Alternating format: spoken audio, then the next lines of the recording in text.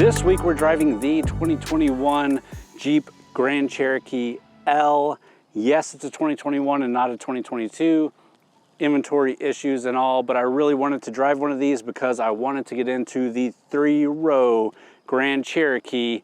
Let's get into it. So first off, if you know anything about me, I am a family man. I do have 4 kids, so having a 3-row vehicle is a must for my family. So I really like getting in and driving the 3-row SUVs. And you can go back through the channel and check out a ton of 3-row SUVs that I've reviewed. But I also just like SUVs and off-roading in general, and the Grand Cherokee is one of my favorite SUVs, period. And I've always said if they ever build a 3-row Grand Cherokee, it would be one that I would be really interested in buying and jumping in for my family. And again, they finally have done it. And I was so eager to drive one that I did take the 2021. Now I did drive this vehicle at an event, the truck rodeo event. We did some off-roading in it, but that was about a 15-20 minute drive. And without the family. This one, I've had it for a full week. We've had it with the family. We've loaded it up with groceries. We've done soccer game in it. We've done a mini road trip in it. So I've got a lot of seat time behind the wheel, and I'm ready to share with you guys my full thoughts and if it's lived up to the hype. But before we jump into this one specifically, let's go ahead and talk about the different trim levels offered with the Grand Cherokee, and then we'll jump into the exterior design. And quickly, the trim levels consist of the Laredo at the bottom, the Altitude, the Limited, the Overland, the Trailhawk, the Summit, and the Summit Reserve at the top end. This is the Summit Reserve. Now, most of those trim levels are offered in both 2-wheel drive or 4-wheel drive, except for the Trailhawk and the Summit and Summit Reserve. Those are offered in only 4-wheel drive, but the other ones are offered in 2-wheel drive, which helps with the cost savings, but kind of takes away the Jeepness of them. And full disclosure, I haven't driven one that's only a 2-wheel drive, so we might have to do that in the future. But if I was buying a Jeep, I would definitely opt for that 4-wheel drive option, which every single trim level is available in. All right, and taking a look at the exterior design, this does have the newest look from Jeep. It's got the more squished in nose with squinty headlights. They are full LED headlights, daytime running lights, and fog lights on here. They look really good, and there is a lot of detail in there. You can see we have some chrome stripping along the bottom of the bumper as well as around the grille. Moving along the side, we have the black side mirrors. You can see they are power folding side mirrors, and they do power fold on lock. You don't have to push any special buttons to get them to power fold. Always a great feature. You can see the Grand Cherokee badging along the side with the American flag there. These are the standard wheels that come on the Summit Reserve. They are 21-inch wheels, and they look really good here. We do have roof rails, no crossbars on this one.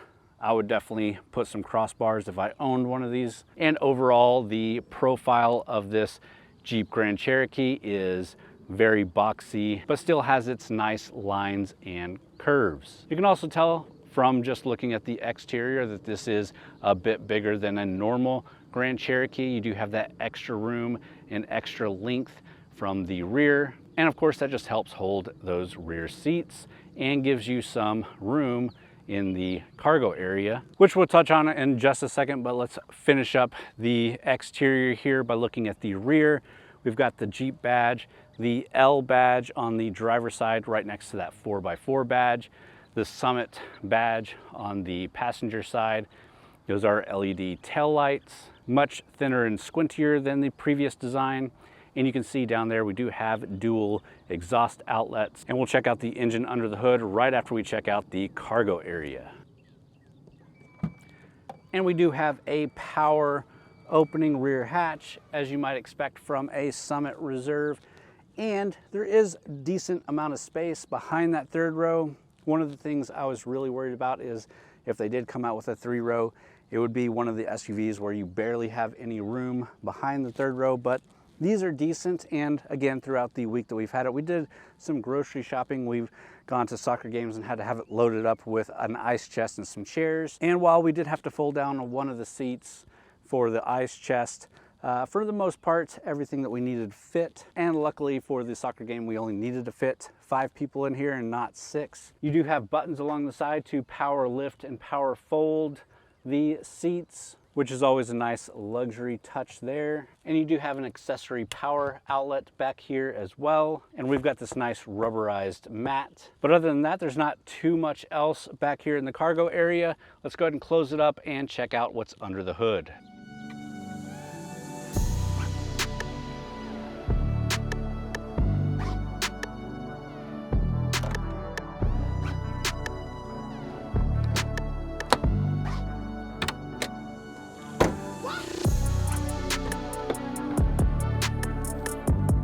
All right guys, and under the hood here, we do have what is standard across the entire lineup is an all aluminum 3.6 liter V6 engine. Of course, it's the Pentastar engine. It pushes 293 horsepower, 260 foot-pounds of torque. Buyers who need more power can opt for the 5.7 liter V8 Hemi engine under this hood. That one pushes 357 horsepower and 390 foot-pounds of torque, and is only optional on the Overland and Summit, and only for the 4x4 options. No matter what engine option you get the same transmission. It is a Torque Flight 8-speed automatic transmission. And of course you get the rotary shifter, which we'll talk about while we jump inside. And if you do opt for that V8, you do get class leading towing capacity at 7,200 pounds. And with that, let's go ahead and jump inside.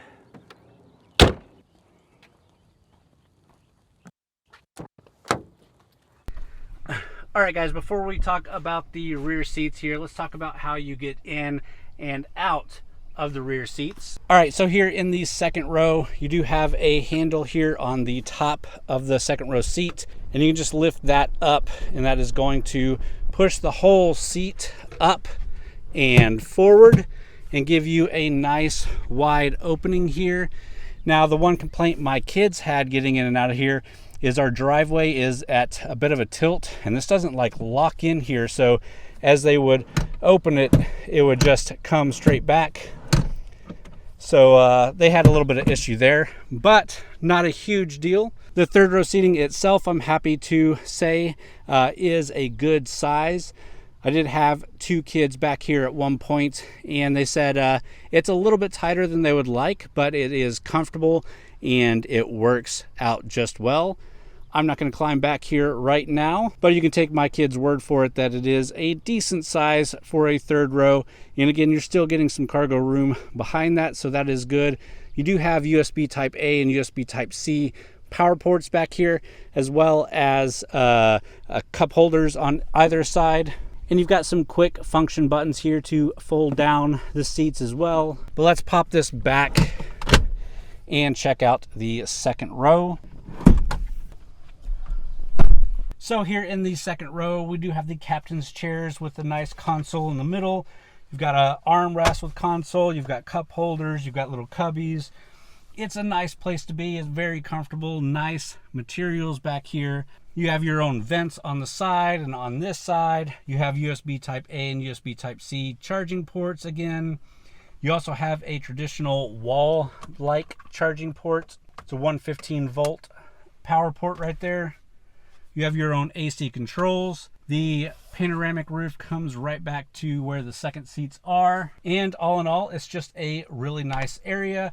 Really good experience back here. Plenty of room, plenty of headroom, plenty of knee room. And I can see back here in the third row, it does look like there's plenty of room for your knees as well. My feet, probably not. I would definitely suggest that this be a third row for kids, not for adults. But if you're looking for something bigger, you always do have that Grand Wagoneer. But let's go ahead and jump up into the driver's seat and check out the rest of the interior.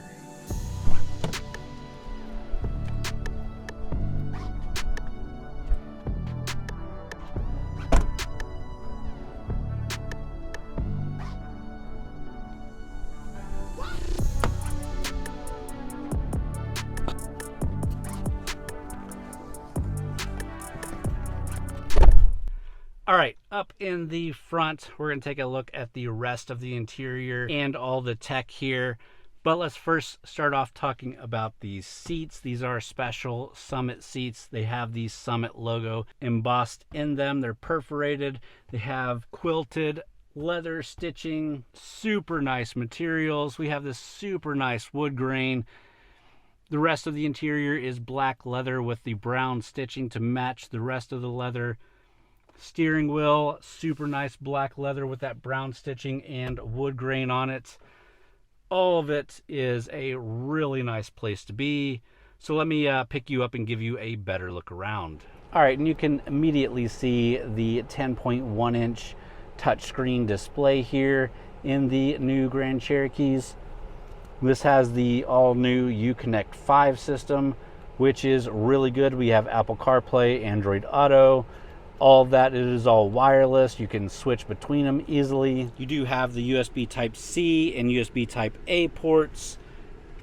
We also have a wireless charger down here. So if you're doing wireless Apple CarPlay, you can have your phone wirelessly charging as well and not have to have one of these cables in here. Besides that, you can see the AC controls here. We do have heated and cooled seats as well as a heated steering wheel. And something I forgot to mention in the rear seats is those are also heated and cooled second row seating, which is really nice. And overall, I am a fan of the button layouts. I like these up here along the top, including the engine start stop feature, your lane keeping assist, your traction control, hazard warning, parking sensors, and your parking assist. And then having the buttons down here. Everything is laid out really well. There are redundant buttons, so you don't have to do everything through the screen, but the screen is a really nice place to be. It is, for the most part, pretty responsive. It is nice to touch. And as far as the audio system goes, this is the first Jeep to offer the premium Macintosh audio system, available on the Overland and Summit models. It's standard on the Summit Reserve and offers advanced high-performance audio, 17-channel amplifier with a maximum output of 950 watts and 19 speakers, including a 10-inch subwoofer. And I can report it sounds really good. Continuing along, we do have our driver command center here. So you have your rotary shifter, put it into reverse. We do have a nice reverse camera and 360 camera. We have our traction control mode here. So we have rock, sand, mud, snow, auto, and sport. I basically kept it in auto the whole time. If you are doing some rock and sand, mud situations or snow situations, you've got those. Sport, I guess it's good to have it. And if you have the V8 under the hood, it might be even more impressive, but it is what it is. You do have a four-wheel drive low button here. So if you are getting into some sticky stuff, you can put that on. This is your terrain height management, so you can raise it up or lower it. And you have a hill descent control button. Behind that, you get some cup holders and then a nice plush armrest with a couple of areas to throw stuff. Decent size, not really huge there. Our rear view mirror is also a screen, so you can have it looking out the rear camera or just traditionally have it open. Again, the steering wheel is nice leather. It feels great in the hands. You got nice controls on here for the driver information, for your cruise and all of that. Your gauges are a full digital instrument cluster. You can flip through different information here depending on what you're wanting to see. It's a really nice system to have. We also do have a head-up display. It's a really nice size head-up display. It's nice contrast. If you like head-up displays, it's a good one. All right, and with that, let's go ahead and get this thing out on the road, take it for a drive, talk about the drive, and then after that, we'll go ahead and wrap up the video with some price and my final thoughts, but let's continue going. So obviously, like with any other Jeep Grand Cherokee, we do have the air suspension, so this is a really nice ride. No matter if you're in a backcountry road that's a little bit rough, or you're up on the highway, or you're just trolling around the city, this thing is really nice to be in. Steering wheel is great. Seats are very comfortable. Seating position is great. All of the button layouts and instrumentation that you have, easy to access, easy to change, easy to see. This is really just a great setup. And why shouldn't it be? Jeep has been kind of perfecting this over the years, and I think this one is really good.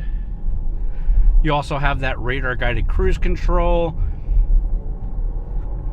which makes this thing a great traveling vehicle for a family. I like the rear view camera in the rear view mirror, always a nice touch. Used to think it was kind of gimmicky, but now I really appreciate it. And all in all, I have to say it's just a great vehicle to drive. Same thing I've been saying about the Grand Cherokees for a while, especially these new ones, which I've driven the Summit Reserve of the regular Grand Cherokee and the Trailhawk of the regular Grand Cherokee. Fantastic vehicles. You can take this thing off-road. You can pump up the suspension. You've got all these features here. We can put it into sport mode. We have that 295 horsepower V6 engine. It's not crazy, but it gets this thing up and going just fine. Let's go ahead and get to a bit of a straight, and I'll show you what it can do. All right, we got a bit of a straightaway on this back road here. Let's come to a complete stop, and 1, 2, 3, go. A little bit of a lag off the line, getting up and going. 50, 60. So again, it's not going to blow your socks off. If you want that kind of power, you're going to have to go and get the V8 under the hood. But for me, that's not really what this thing's about. Yes, the SRT Jeeps were cool. Having a Hemi under the hood is cool, but if you want this for a 3-row family vehicle, this V6 does just fine. If you are considering pulling something, hauling something, maybe you got a boat or something like that, or a trailer going camping, that V8 is going to help you get the better towing, and that I could justify getting the V8 over the V6, but for day-to-day driving, for most things that you're going to do in this, the V6 is just fine. Now again, I really did like this as a family hauler. The kids fit well in the back. It is lacking a little bit of space behind that third row, but if you put any more, you're really sacrificing any kind of off-roadiness that this has. So if you want that, you're gonna have to jump into something else. But for the situations that we were in, it just worked out perfectly. We did have it completely packed with all the kids and did do a small trip, but for the most part, we had, 3, 4 people in here, and it works out just well. You can fold those back seats down and you've got a ton of room to pack stuff, or you can leave them up and have a little bit of room. But the kids enjoyed it. I've enjoyed it. My wife enjoyed it. I definitely can recommend it. Let's go ahead and pull back over. I'll talk about the price of this thing and some of my final thoughts, and we'll leave it there. All right, and after a full week of being able to drive the new Jeep Grand Cherokee L, the 3-row Grand Cherokee, I still really love this thing. I think the Jeep Grand Cherokee is a fantastic platform to start with. The interior is great, the tech in here is great. The drive with the air suspension is great. I think the looks are really top in class. This is definitely a vehicle that I would love to have my family in. A couple of slight issues, mainly being the price, but that's not at all to say it's not worth the price. The base of the Grand Cherokee L starts at $37,000 for the 2-wheel drive, or almost $40,000 for the 4-wheel drive, and that's just the base. The Summit Reserve starts at just over $65,000, and this one with a few options is pushing $70,000. So while it is a fantastic vehicle, it is an expensive vehicle to get into, which again, I think it is worth the price, but for a family of 4, it's always hard to jump into that $60,000, $70,000 range. I'd really love to drive one of the more base models, see if the lower end interior is a deal breaker. But until I'm able to do that, I hope you did enjoy this video and this review. Leave me a comment down below. Let me know what you think about the Grand Cherokee L. Subscribe to the channel if you did enjoy. We always really appreciate it. Also hit that thumbs up button if you liked this video in particular. And if you haven't already, please go check out TXGARAGE.com, where we've got a lot of written reviews as well as event and news coverage from a lot of great authors over there. Really worth checking out. But with that, guys, I hope you did enjoy. Thanks for watching.